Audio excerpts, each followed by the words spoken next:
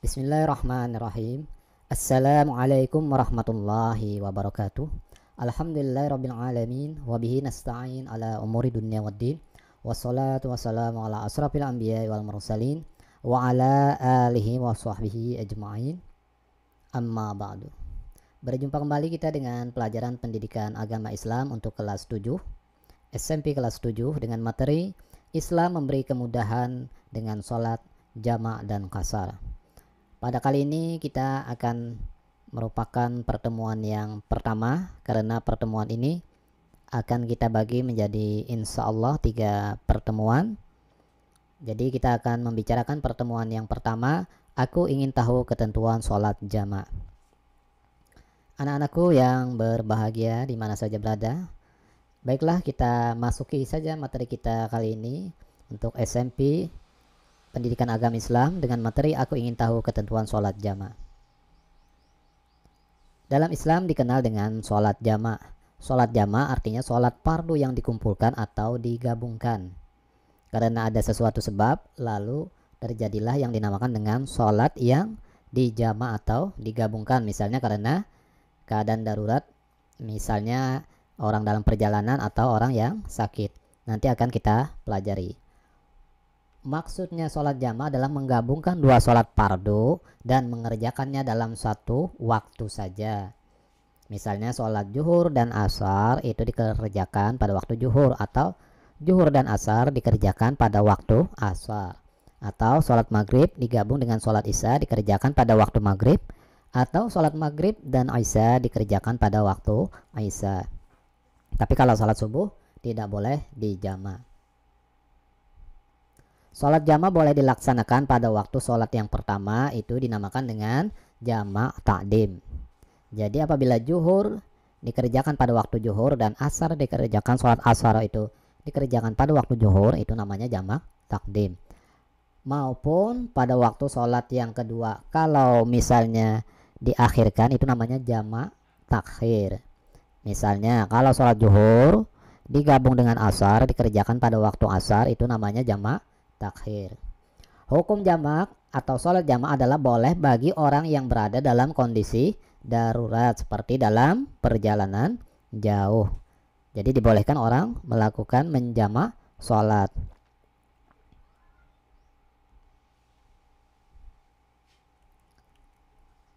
Ketentuan ini sesuai dengan hadis Rasulullah Sallallahu Alaihi Wasallam yang diriwayatkan oleh Imam Muslim. An Anasin radhiyallahu anhu qala kana an-nabiy sallallahu alaihi wasallam idza arada ay yajma'a baina sholataini bis safari akhara adh-dhuhra hatta yadkhula awwal waqtil asri thumma yajma'u bainahuma, rawahu Muslim. Dari Anas radhiyallahu an, ia berkata, apabila Nabi Muhammad sallallahu alaihi wasallam hendak menjamak antara 2 sholat ketika dalam perjalanan, beliau mengakhirkan sholat zuhur hingga awal waktu asar. Kemudian beliau menjamak antara keduanya atau menggabungkan antara keduanya. Hadis riwayat Muslim. Nah, inilah dalil tentang dibolehkannya sholat jamak.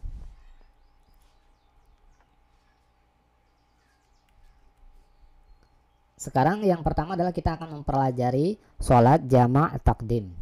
Sholat jamak takdim adalah sholat yang dilakukan dengan cara menggabungkan 2 sholat fardu dan dilaksanakan pada saat waktu sholat fardu yang pertama. Contohnya sholat zuhur dan sholat asar dilaksanakan pada waktu zuhur. Jadi kalau kita melaksanakan zuhur dan asar kita gabung, kita laksanakan pada waktu sholat zuhur, kita lebih duluan mengerjakannya, itu namanya jamak takdim. Tapi kemudian juga ya boleh demikian juga kalau sholat maghrib dan sholat isya dilaksanakan pada waktu maghrib. Kalau kita dalam perjalanan kemudian kita sholat maghrib, habis itu kita sambung lagi dengan sholat isya, itu namanya adalah jamak takdim. Cara melaksanakan sholat jamak takdim adalah sholat fardu yang pertama, lalu sholat yang kedua. Berniat sholat jamak takdim. Nanti kita akan bicarakan bagaimana contoh lafaz niatnya pada pertemuan selanjutnya atau pada praktek kita dalam sholat jamak takdim. Dan mengerjakannya berturut-turut, tidak boleh diselingi dengan perbuatan lain. Jadi kalau kita misalnya sholat zuhur, habis sholat zuhur kita qomat langsung mengerjakan sholat asar. Tidak boleh lagi habis sholat zuhur kita jalan-jalan kemana-mana dulu, habis itu baru sholat asar. Nah itu berarti kita tidak berturut-turut. Setelah selesai melaksanakan sholat zuhur langsung melaksanakan sholat asar. Begitu juga setelah melaksanakan sholat maghrib langsung melaksanakan sholat isya. Jadi tidak diselingi dengan perbuatan lain. Mudah ya, tidak sulit bukan cara melaksanakannya. Nanti akan kita jelaskan lagi pada praktiknya. Kalau tadi kita sudah bicarakan tentang sholat jamak takdim, sekarang kita lanjutkan dengan sholat jamak takhir. Sholat jamak takhir adalah sholat yang dilakukan dengan cara menggabungkan dua sholat fardu dan dilaksanakan pada waktu yang kedua atau yang terakhir. Contohnya sholat zuhur dan asar dilaksanakan pada waktu sholat asar. Jadi artinya kita mentakhirkan atau mengemudiankan sholat zuhur karena dikerjakan pada waktu asar. Demikian juga sholat maghrib dan isya dilaksanakan pada waktu sholat isya. Kita akhirkan sholat maghribnya dan kita laksanakan pada waktu isya. Dalam tata cara pelaksanaan sholat jamak takhir tidak disyaratkan harus mendahulukan sholat pertama. Boleh mendahulukan sholat pertama baru melaksanakan sholat kedua atau sebaliknya. Jadi kalau kita sholat takhir, jamak takhir, kalau misalnya zuhur dan asar, boleh kita mengerjakan sholat asar dulu untuk menghormati waktu, baru kita melaksanakan sholat zuhur. Atau juga boleh sholat zuhur dulu kita kerjakan, baru disusul dengan sholat asar. Jika kalian hendak melaksanakan sholat jamak takhir, berniatlah akan mengerjakan kedua sholat fardu itu dengan cara dijamak.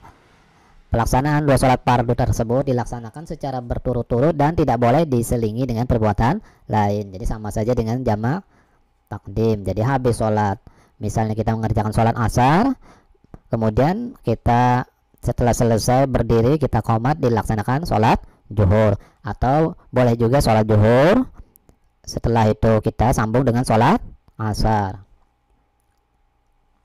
Setelah selesai melaksanakan sholat asar langsung melaksanakan sholat zuhur. Begitu juga setelah melaksanakan sholat isya langsung dilaksanakan sholat maghrib atau sebaliknya. Jadi boleh saja tadi, boleh kalau maghrib dan isya, boleh kalau jamak takhir boleh isya lebih dahulu baru maghrib, atau maghrib dahulu baru isya.